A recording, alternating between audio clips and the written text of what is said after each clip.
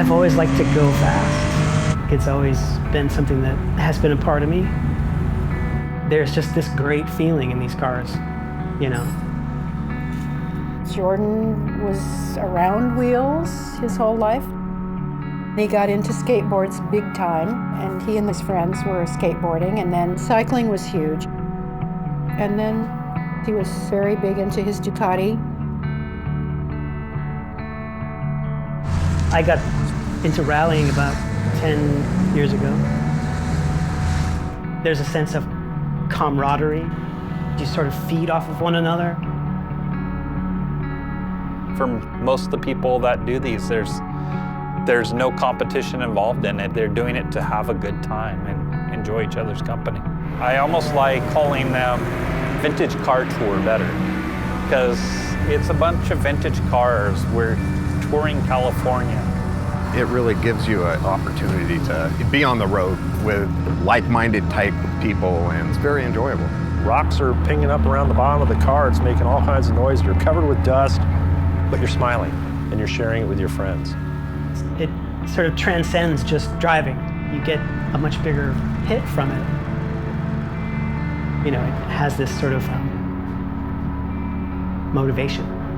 I don't make a lot of money, so it's been a labor of love to do this, you know. And it is a lot of money, but it's not the point. The money is not the point.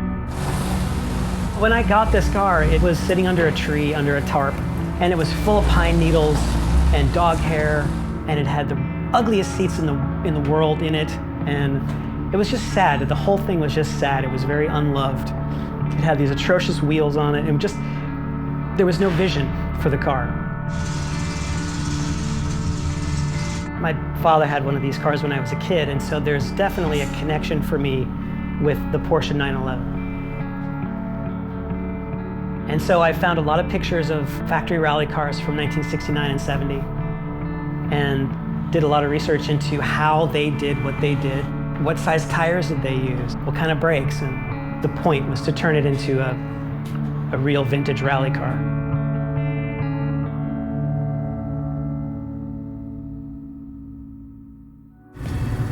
There's something magical when you wake up in the morning and it's kind of misty and you smell the ocean and you're driving through these sort of cathedrals of big giant redwoods, and it's beautiful.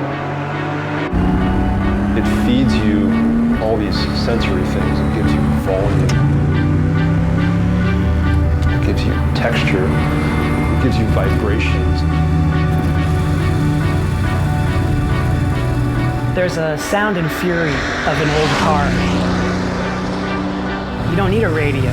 You know, you want to hear the car, the downshifts, the accelerations, and you want to feel the car and just hear the whole thing. There's no room for worrying about problems, and worrying about the anxiety of the future, the paranoia of the past. You're living in the moment. You're there to stay alive. It's sort of an escape. You almost feel like you're flying or floating. You're suddenly in touch with your wild side.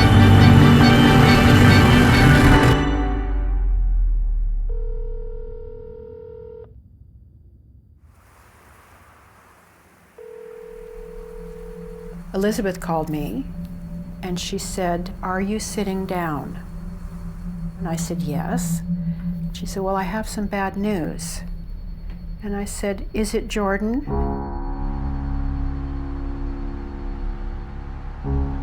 We'd finished the drive that day, and they make the announcement that there was a terrible accident and that one of our drivers didn't make it, and then they announced that it was Jordan.